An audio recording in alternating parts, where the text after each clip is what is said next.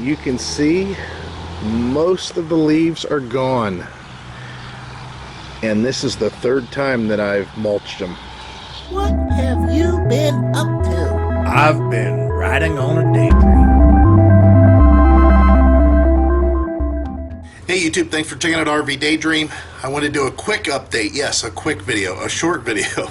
Unlike my last one that was 40 minutes long on video gear. Man, that was kind of boring. I hope that you guys got something out of that. Hopefully there'll be some people that kind of stumble onto the channel looking for information on cameras, and that was something that will help them out.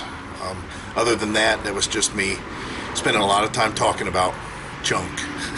Leaves are all down. I'm getting ready to mulch them. Hopefully this is the last time that I have to do that. It's obvious there's not very many in the trees, although the neighbors don't do theirs, and some of them blow over. I don't care so much about that. I just like to get the bulk of them. And I cleaned out my gutters yesterday. A little bit of a rain came through last night. They're slightly wet. It makes it a little bit easier to mulch. They can't be really wet. They can't be extremely dry. Especially with the wind blowing, because they just kind of blow around. Let's show you the garage here. I still have the markings on the ground where I was going to put the studs and the doors and the corners and all that, but and of course up there too there's a white mark. But I just crammed everything over here. I've been working a little bit out in the garage. This got the garage kind of close to the way it was before, so Heidi could pull her car in here. And speaking of cars, we have some new additions. Well, I've been telling my kids to save up for a long time, and finally my son, he found this car, or actually I found the cars for him. I told them what cars to buy because I'm the one that's going to be working on them. This is a 2003 Buick Century. It's got a couple little cosmetic ding-dings there you can see, but it only has 97,000 miles.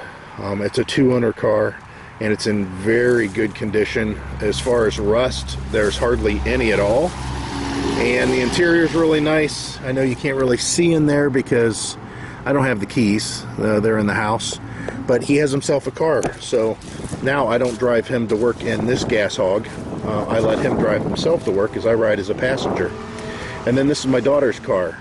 This is a 2002 Grand Am. And same here, some cosmetic issues, but this car only has 100,000 miles, and the interior's really clean. Nice car for both of them to get into. I'm a Ford guy, but when it comes to the passenger cars, the newer ones, the front-wheel drives, I kind of like to stay with the GM platform and engines I know. I don't care 100% for that engine. It's an Ecotec. I wish it was a V6, but the mileage is low enough on it. I think it'll be okay for her. And it gets pretty good gas mileage, and it runs really well, and the tires, everything was good on it. Some little things, I think she might need a strut mount on it, and might need to do the rear brakes. My son's, he needs front struts eventually. The car bounces a little bit. Sorry about the wind. But other than that, his is pretty much done. My son paid $1,500 for his, and my daughter paid $1,100 for hers. It was nice that they got cars for a couple of reasons. One, they are learning to drive, and because I had full coverage on my truck, that was really the only vehicle that they could drive out on the road. Well, it does them no good to learn how to drive that big truck. It'll be nice for them once they get a little bit of an experience under their belt of driving to have maybe something big like that, to understand what other people are doing, you know, as far as corner making and stuff like that. It's just to let them know what other people that are driving big vehicles like that have to do to stop and turn, so they don't do something foolish to cause an accident. Of course, my wife's car, she just keeps liability on this little Honda, and they drive it around the parking lot up at the school and in the driveway here, just for maneuverability. But the whole thing was, they couldn't take their test in this. She has a cracked windshield, and we're not going to replace the windshield anytime soon. So both of these cars can pass for DOT inspection just so they can take their driver's test. Plus, they're going to get experience driving the car that they'll be taking their test in. So I feel really confident that they'll be able to do real well here, and pretty soon they'll have their license instead of just their temporary license. And it's been a long time coming, but I've been talking to a lot of people, and it seems like a common theme. A lot of kids these days don't need cars to socialize, since they use the computer so much to socialize, between texting and Skype and Facebook and whatever other medium that's out there, Instagram and Twitter. So whenever it comes down to getting their freedom so they could go associate with their friends, they don't need that face-to-face time, so they don't need cars. So even though my kids are 20 and 21 and they don't have their license yet, apparently that's kind of common for this area.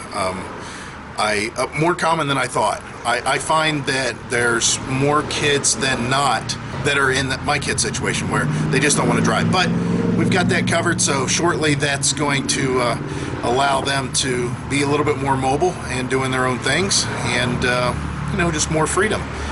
The big problem is our driveway's only so big.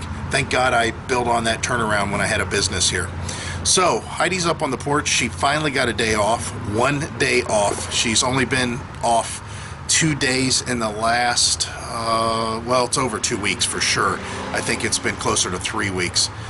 She's had to cancel vacation and all kinds of stuff. She's had people that have quit. She's got people on maternity leave. Just a tough situation for her. As far as us camping, I'm not going to winterize the camper right away. However, I wanted to get these leaves done today because today it's 66. Yesterday was 76. The day before that was 73. However, tomorrow's high is 61. And then we do not see mid 60s at all for the next week and a half as far as the forecast goes. And every day we're in the lows of 40s to upper 30s. Eventually I like to get out camping, and I think I might approach this winter a little bit differently than I did last winter. I think I'm going to keep the camper not winterized until I know for sure we're going to get into some freezing temperatures. And that way, if we can sneak in some walk-in camping at West Branch, we're going to do that. Bring you guys along, of course. If not, I will winterize the camper eventually, but I still want to be able to hook up to it and go in case we want to go in between snowfalls or something like that. It'll be a little bit different this year. I don't know if that'll happen, but that's kind of my plan. I'm going to clean up some leaves around the house with the rake, pull them out to where the mower can get to them, and start mowing. So everything's taken care of out here, and look, all the leaves are gone. They're just little pieces of confetti there in the yard. I've been mulching this yard for so long. When we first moved in, Heidi used to rake the leaves, and we used to put them in piles and take them back in the woods there and drop them off. And then there was a time that we would burn them, and that never seemed to turn out too well. So and then I got a leaf blower that mulched, and I did that for a couple of years, and then I finally decided, why don't I just mow over these things? And you just move them all to one side of the yard, and then move them all back again, and then just kind of spread them out one more time. And all those nutrients go back into the ground. Not that I'm trying to make my yard anything special, but it's all done. And by the looks of this tree, it's all done for this year. So I don't have to worry about leaves anymore. That was good.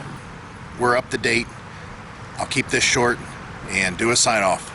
So as always, hope to see you out there. Bye.